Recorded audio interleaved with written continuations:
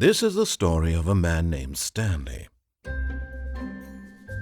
Stanley worked for a company in a big building where he was employee number 427. Employee number 427's job was simple. He sat at his desk in room 427 and he pushed buttons on a keyboard. Orders came to him through a monitor on his desk, telling him what buttons to push, how long to push them, and in what order. This is what employee 427 did every day of every month of every year. And although others might have considered it soul-rending, Stanley relished every moment that the orders came in, as though he had been made exactly for this job. And Stanley was happy. And then one day, something very peculiar happened. Something that would forever change Stanley. Something he would never quite forget. He had been at his desk for nearly an hour when he realized that not one single order had arrived on the monitor for him to follow. No one had showed up to give him instructions, call a meeting, or even say hi. Never in all his years at the company had this happened, this complete isolation. Something was very clearly wrong. Shocked, frozen solid, Stanley found himself unable to move for the longest time. But as he came to his wits and regained his senses, he got up from his desk and stepped out of his office.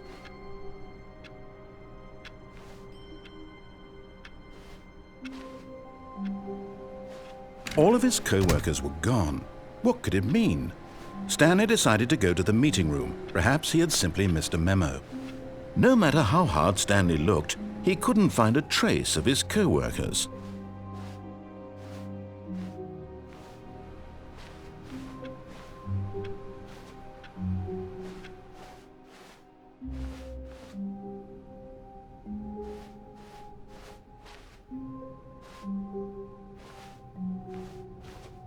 When Stanley came to a set of 2 open doors, he entered the door on his left.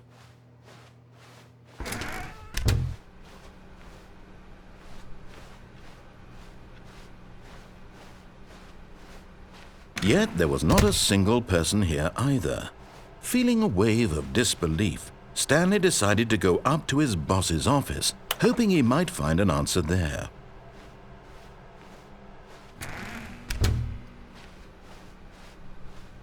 Coming to a staircase, Stanley walked upstairs to his boss's office.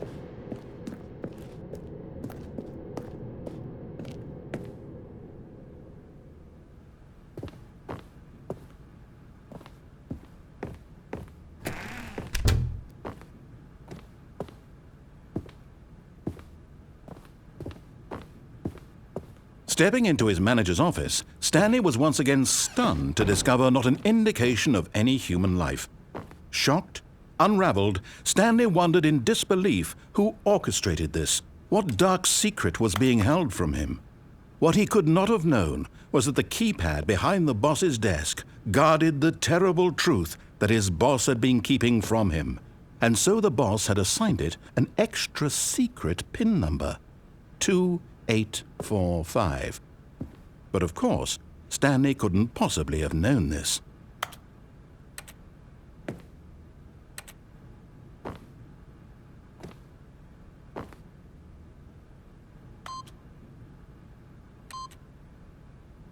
Stanley just sat around twiddling his... Yet incredibly, by simply pushing random buttons on the keypad, Stanley happened to input the correct code by sheer luck.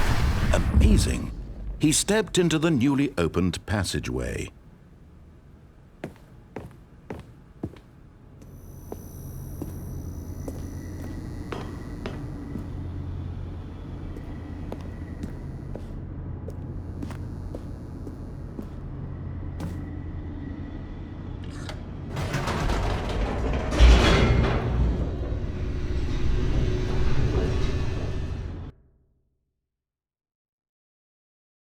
Descending deeper into the building, Stanley realized he felt a bit peculiar. It was a stirring of emotion in his chest, as though he felt more free to think for himself, to question the nature of his job. Why did he feel this now, when for years it had never occurred to him? This question would not go unanswered for long.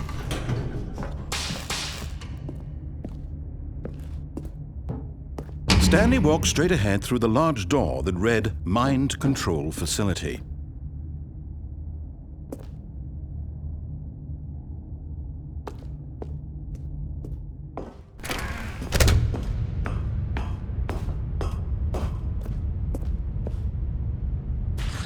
The lights rose on an enormous room packed with television screens. What horrible secret did this place hold? Stanley thought to himself. Did he have the strength to find out?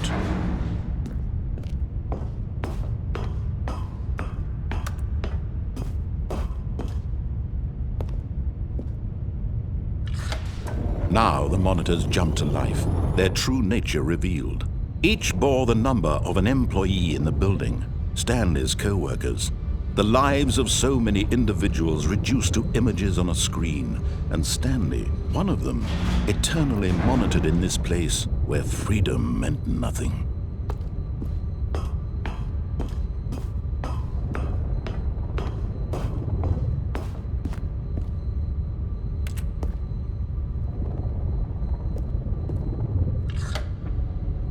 This mind control facility, it was too horrible to believe. It couldn't be true. Had Stanley really been under someone's control all this time? Was this the only reason he was happy with his boring job? That his emotions had been manipulated to accept it blindly? No, he refused to believe it. He couldn't accept it. His own life in someone else's control? Never! It was unthinkable, wasn't it? Was it even possible? Had he truly spent his entire life utterly blind to the world? But here was the proof, the heart of the operation. Controls labeled with emotions, happy or sad or content, walking, eating, working, all of it monitored and commanded from this very place. And as the cold reality of his past began to sink in, Stanley decided that this machinery would never again exert its terrible power over another human life. For he would dismantle the controls once and for all.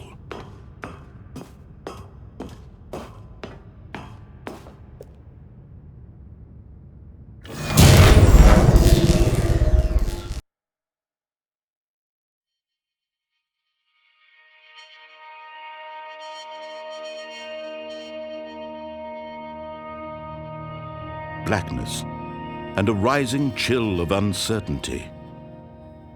Was it over? Yes! He had won! He had defeated the machine, unshackled himself from someone else's command. Freedom was mere moments away. And yet, even as the immense door slowly opened, Stanley reflected on how many puzzles still lay unsolved. Where had his co-workers gone? How had he been freed from the machine's grasp? What other mysteries did this strange building hold? But as sunlight streamed into the chamber, he realized none of this mattered to him, for it was not knowledge or even power that he had been seeking, but happiness. Perhaps his goal had not been to understand, but to let go. No longer would anyone tell him where to go, what to do, or how to feel. Whatever life he lives, it will be his. And that was all he needed to know. It was perhaps the only thing worth knowing. Stanley stepped through the open door.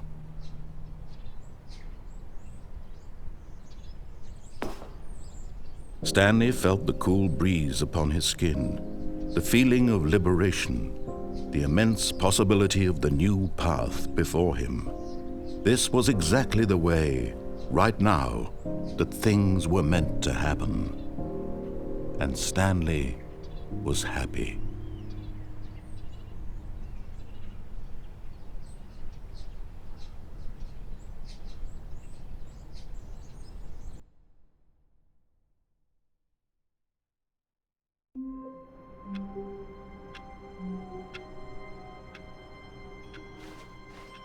All of his co-workers were gone. What could it mean? Stanley decided to go to the meeting room. Perhaps he had simply missed a memo.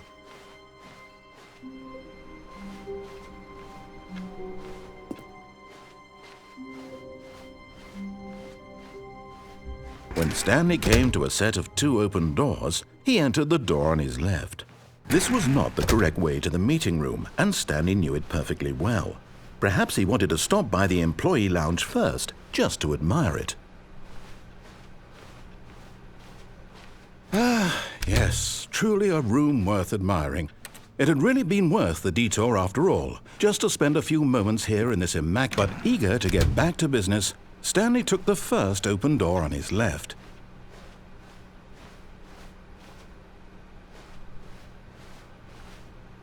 Stanley was so bad at following directions, it's incredible he wasn't fired years ago.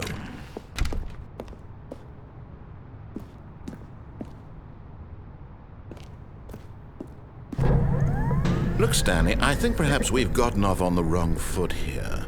I'm not your enemy, really, I'm not. I realize that investing your trust in someone else can be difficult, but the fact is that the story has been about nothing but you all this time. There's someone you've been neglecting, Stanley. Someone you've forgotten about. Please, stop trying to make every decision by yourself. Now, I'm not asking for me, I'm asking for her. This is it, Stanley. Your chance to redeem yourself. To put your work aside, to let her back into your life. She's been waiting. That's her, Stanley. You need to be the one to do this, to reach out to her. If you...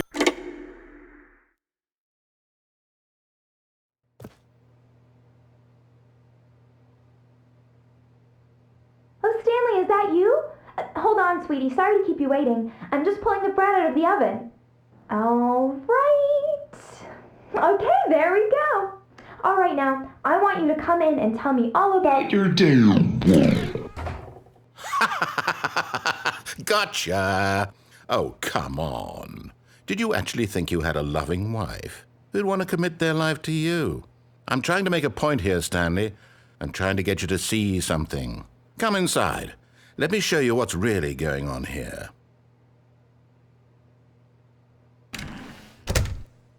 This is a very sad story about the death of a man named Stanley. Stanley is quite a boring fellow. He has a job that demands nothing of him, and every button that he pushes is a reminder of the inconsequential nature of his existence. Look at him there, pushing buttons, doing exactly what he's told to do. Now he's pushing a button. Now he's eating lunch. Now he's going home. Now he's coming back to work. One might even feel sorry for him, except that he's chosen this life.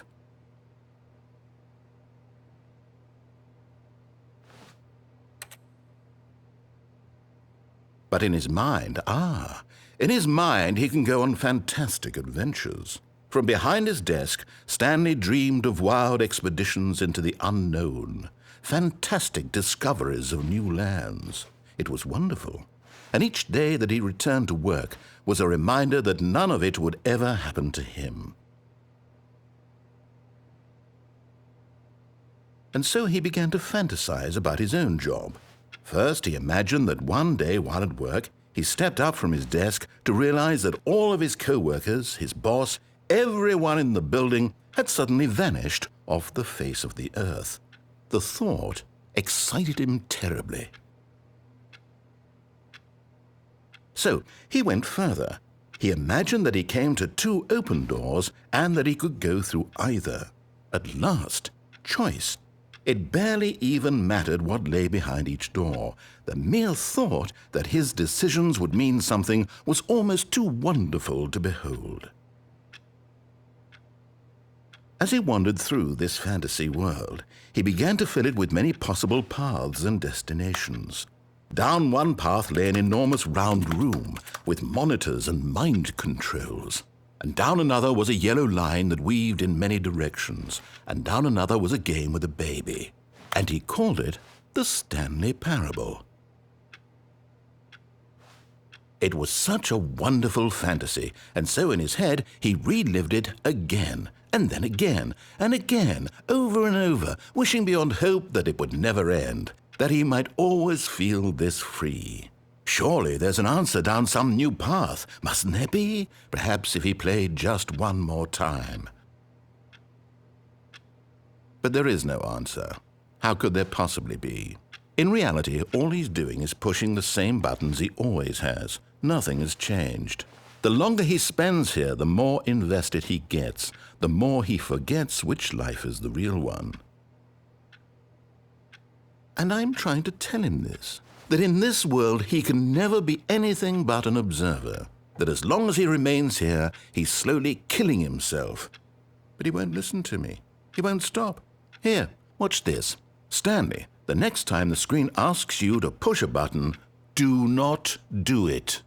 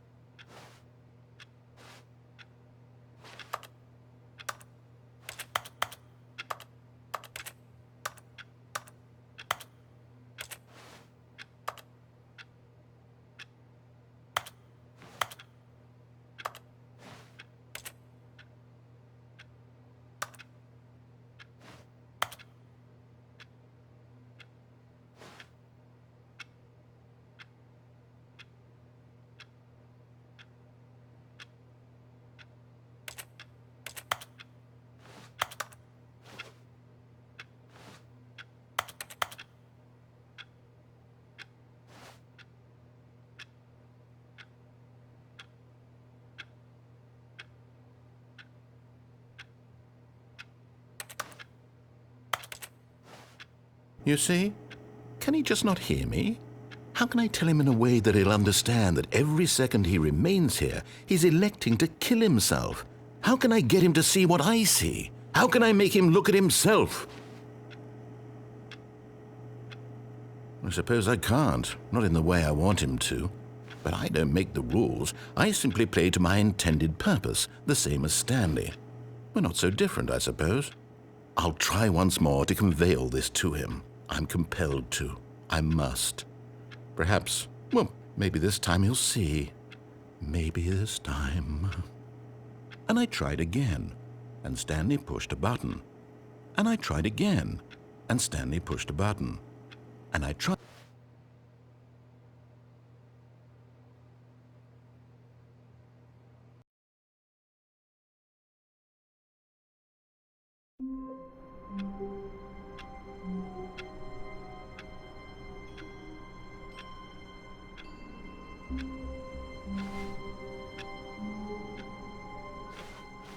All of his co-workers were gone. What could it mean? Stanley decided to go to the meeting room. Perhaps he had simply missed a memo.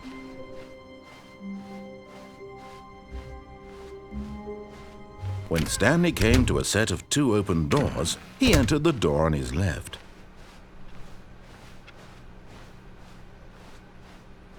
Yet there was not a single person here either.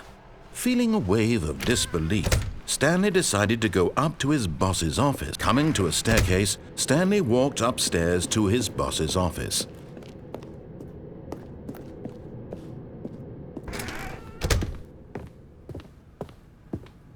Stepping into his manager's office, Stanley was once again stunned to discover not an indication of any human life.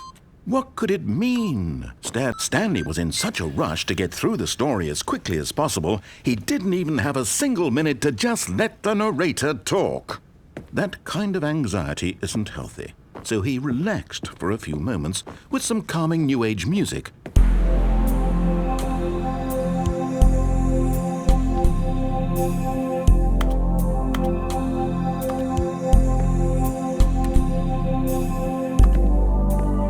Feeling soothed and rejuvenated, Stanley calmly walked forward into the opened passageway.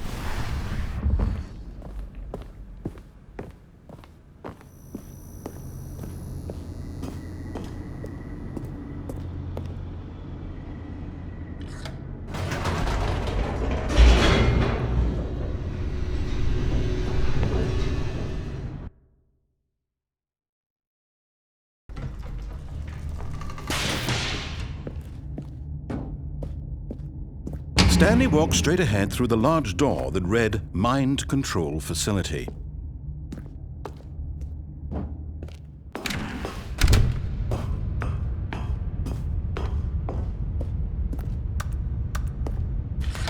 The lights rose on an enormous room packed with television screens. What horrible secret did this place hold? Stanley thought to himself. Did he have the strength to find out?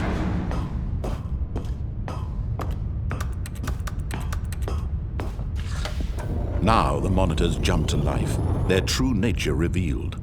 Each bore the number of an employee in the building, Stanley's co-workers.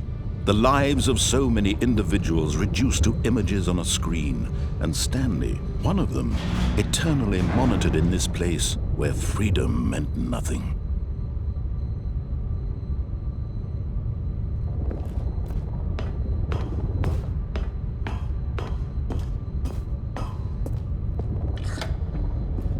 This mind control facility, it was too horrible to believe. It couldn't be true.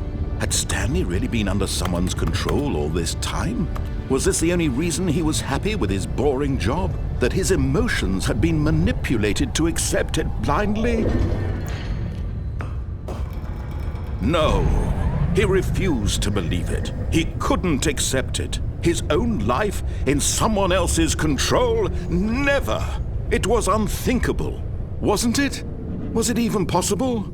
Had he truly spent his entire life utterly blind to the world? But here was the proof, the heart of the operation. Controls labeled with emotions, happy or sad or content, walking, eating, working, all of it monitored and commanded from this very place.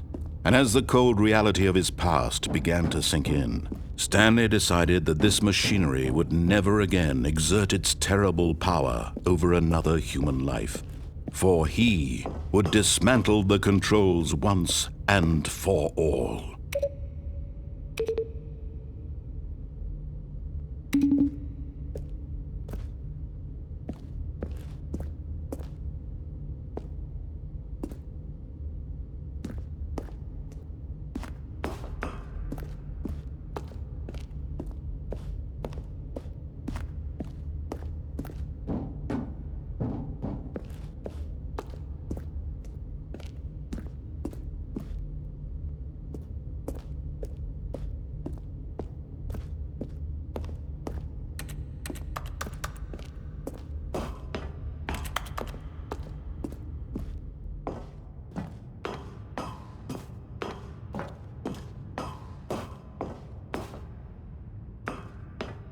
And when at last he found the source of the room's power... Oh, Stanley, you didn't just activate the controls, did you?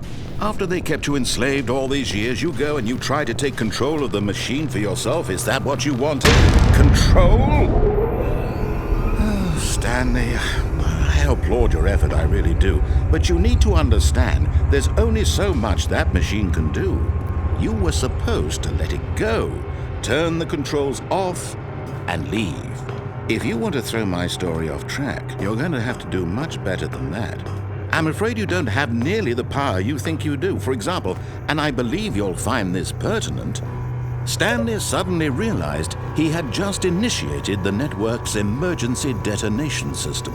In the event that this machine is activated without proper DNA identification, nuclear detonators are said to explode, eliminating the entire complex. How long until detonation then? Let's say, 2 minutes. Now this is making things a little more fun, isn't it, Stanley? It's your time to shine. You are the star. It's your story now. Shape it to your heart's desires. Oh, this is much better than what I had in mind. What a shame we have so little time left to enjoy it. Mere moments until the bomb goes off. But what precious moments each one of them is. More time to talk about you, about me, where we're going, what all this means. I barely know where to start. What's that? You'd like to know where your co-workers are? A moment of solace before you're obliterated? All right, I'm in a good mood. You're gonna die anyway. I'll tell you exactly what happened to them. I erased them. I turned off the machine. I set you free. Of course, that was merely in this instance of the story. Sometimes when I tell it, I simply let you sit there in your office forever, pushing buttons endlessly and then dying alone. Other times, I let the office sink into the ground, swallowing everyone inside, or I let it burn to a crisp. I have to say this, though, this version of events has been rather amusing. Watching you try to make sense of everything and take back the control wrested away from you, it's quite rich. I almost hate to see it go. But I'm sure whatever I come up with on the next go-around will be even better. My goodness, only 34 seconds left. But I'm enjoying this so much. You know what? To hell with it. I'm going to put some extra time on the clock, why not? These are precious additional seconds, Stanley. Time doesn't grow on trees. Oh dear me, what's the matter, Stanley? Is it that you have no idea where you're going or what you're supposed to be doing right now? Or did you just assume when you saw that timer that something in this room was capable of turning it off? I mean, look at you. Running from button to button, screen to screen, clicking on every little thing in this room. These numbered buttons, no, these colored ones, or maybe this big red button, or this door. Everything, anything, something here will save me. Why would you think that, Stanley? That this video game can be beaten? Won? Solved? Do you have any idea what your purpose in this place is? Stanley, you're in for quite a disappointment. But here's a spoiler for you. That timer isn't a catalyst to keep the action moving along. It's just seconds ticking away to your death. You're only still playing instead of watching a cutscene because I want to watch you for every moment that you're powerless. To see you made humble. This is not a challenge. It's a tragedy. You wanted to control this world, that's fine. But I'm going to destroy it first, so you can't. Take a look at the clock, Stanley. That's 30 seconds you have left to struggle. 30 seconds until a big boom and then nothing. No ending here, just you being blown to pieces. Will you cling desperately to your frail life, or will you let it go peacefully? Another choice. Make it count, or don't. It's all the same to me, all a part of the joke. And believe me, I will be laughing at every second of your inevitable life from the moment we fade in until the moment I say, happily ever after.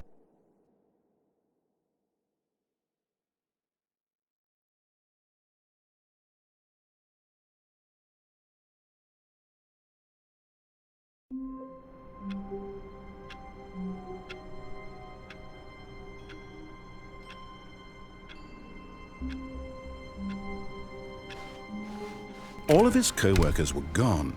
What could it mean? Stanley decided to go to the meeting room. Perhaps he had simply missed a memo.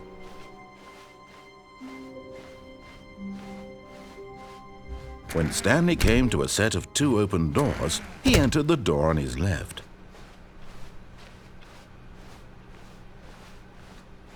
Yet there was not a single person here either. Feeling a wave of disbelief, Stanley decided to go up to his boss's office. Coming to a staircase, Stanley walked upstairs to his boss's office.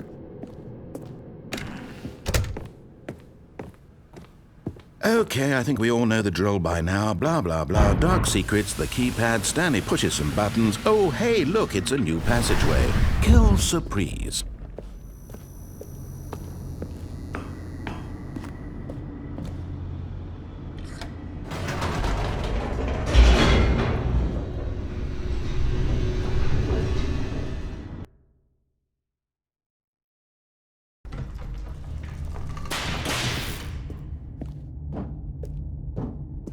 Stanley walked straight ahead through the large door that read Mind Control Facility.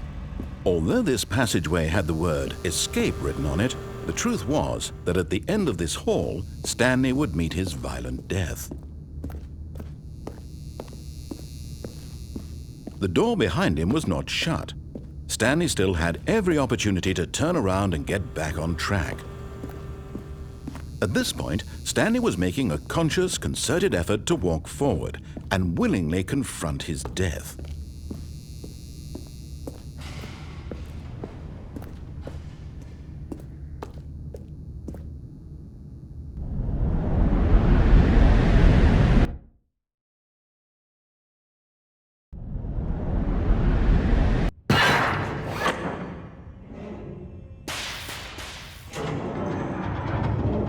As the machine whirred into motion and Stanley was inched closer and closer to his demise, he reflected that his life had been of no consequence whatsoever. Stanley can't see the bigger picture. He doesn't know the real story, trapped forever in his narrow vision of what this world is. Perhaps his death was of no great loss, like plucking the eyeballs from a blind man. And so he resigned and willingly accepted this violent end to his brief and shallow life. Farewell, Stanley.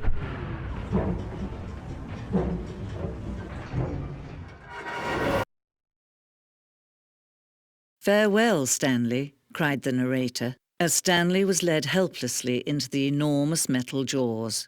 In a single visceral instant, Stanley was obliterated as the machine crushed every bone in his body, killing him instantly.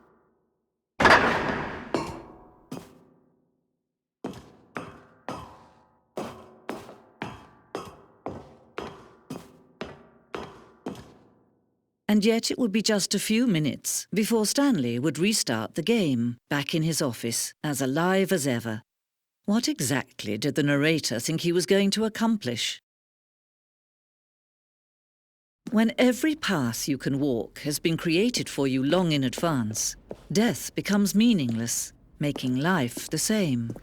Do you see now? Do you see that Stanley was already dead from the moment he hit start?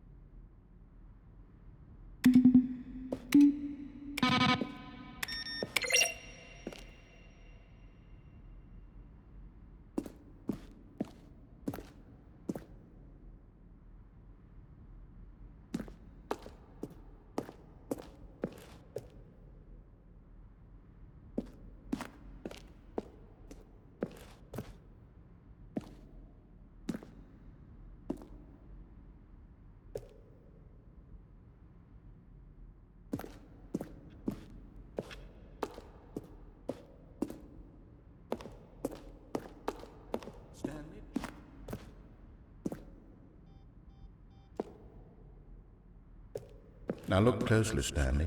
See how it's impossible for the player to do anything.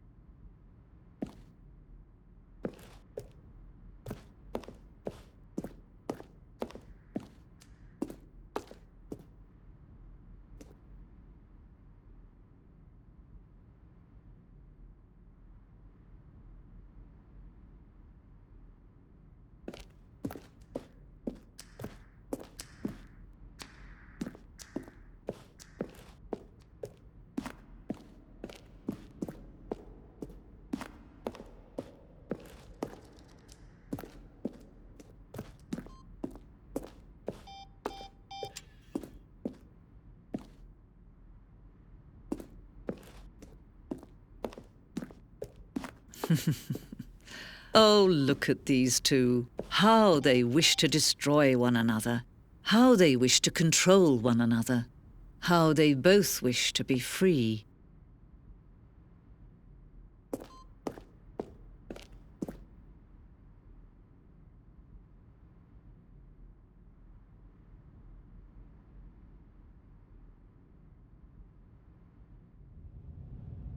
Can you see?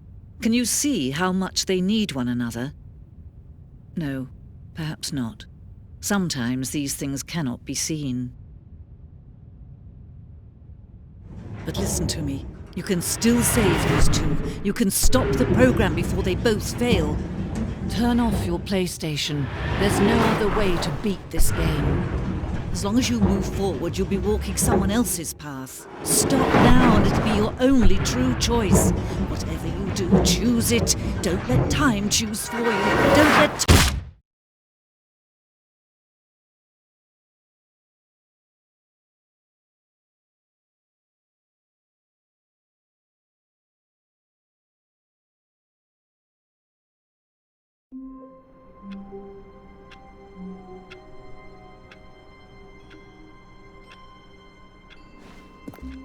Stanley decided to go to the meeting room to check on his co-workers. He never functioned well by himself and constantly needed support and guidance from others, so the thought of total solitude was terrifying to him. When Stanley came to a set of 2 open doors, he entered the door on his left.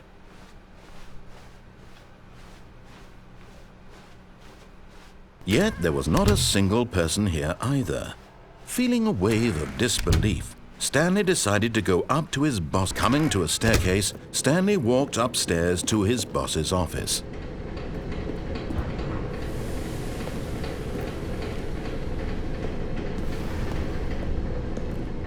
But Stanley just couldn't do it. He considered the possibility of facing his boss. Admitting he had left his post during work hours, he might be fired for that. And in such a competitive economy, why had he taken that risk? All because he believed everyone had vanished? His boss would think he was crazy. And then something occurred to Stanley. Maybe, he thought to himself, maybe I am crazy. All of my co-workers blinking mysteriously out of existence in a single moment for no reason at all? None of it made any logical sense. And as Stanley pondered this, he began to make other strange observations. For example, why couldn't he see his feet when he looked down? Why did doors close automatically behind him wherever he went? And for that matter, these rooms were starting to look pretty familiar. Were they simply repeating? No, Stanley said to himself, this is all too strange. This can't be real. And at last, he came to the conclusion that had been on the tip of his tongue. He just hadn't found the words for it. "I'm dreaming!" he yelled. "This is all a dream." Oh, what a relief Stanley felt to have finally found an answer, an explanation. His co-workers weren't actually gone. He wasn't going to lose his job. He wasn't crazy after all. And he thought to himself, I suppose I'll wake up soon. I'll have to go back to my boring real-life job pushing buttons. I may as well enjoy this while I'm still lucid. So he imagined himself flying and began to gently float above the ground. Then he imagined himself soaring through space on a magical starfield, and it too appeared. It was so much fun, and Stanley marveled that he had still not woken up. How was he remaining so lucid? And then perhaps the strangest question of them all entered Stanley's head. One he was amazed he hadn't asked himself sooner. Why is there a voice in my head dictating everything that I'm doing and thinking? Now the voice was describing itself being considered by Stanley, who found it particularly strange. I'm dreaming about a voice describing me, thinking about how it's describing my thoughts, he thought. And while he thought it all very odd and wondered if this voice spoke to all people in their dreams, the truth was that, of course, this was not a dream. How could it be? Was Stanley simply deceiving himself, believing that if he's asleep, he doesn't have to take responsibility for himself? Stanley is as awake right now as he's ever been in his life. Now, hearing the voice speak these words was quite a shock to Stanley. After all, He knew for certain, beyond a doubt, that this was in fact a dream. Did the voice not see him float and make the magical stars just a moment ago? How else would the voice explain all that? This voice was a part of himself too. Surely, if he could just... He would prove it. He would prove that he was in control, that this was a dream. So he closed his eyes gently, and he invited himself to wake up. He felt the cool weight of the blanket on his skin, the press of the mattress on his back, the fresh air of a world outside this one. Let me wake up, he thought to himself. I'm through with this dream. I wish it to be over. Let me go back to my job. Let me continue pushing the buttons. Please, it's all I want. I want my apartment, and my wife, and my job. All I want is my life exactly the way it's always been. My life is normal. I am normal. Everything will be fine. I am okay.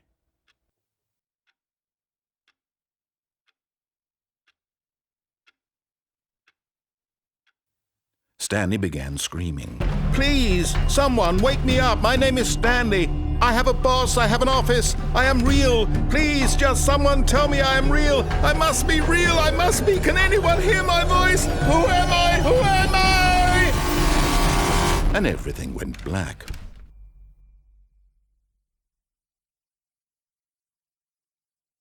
This is the story of a woman named Mariella. Mariella woke up on a day like any other. She arose, got dressed, gathered her belongings, and walked to her place of work. But on this particular day, her walk was interrupted by the body of a man who had stumbled through town talking and screaming to himself, and then collapsed dead on the sidewalk. And although she would soon turn to go call for an ambulance, for just a few brief moments she considered the strange man. He was obviously crazy, this much she knew. Everyone knows what crazy people look like. And in that moment, she thought to herself how lucky she was to be normal. I am sane. I am in control of my mind. I know what is real and what isn't. It was comforting to think this, and in a certain way, seeing this man made her feel better. But then she remembered the meeting she had scheduled for that day, the very important people whose impressions of her would affect her career, and by extension, the rest of her life. She had no time for this, so it was only a moment that she stood there, staring down at the body. And then she turned and ran.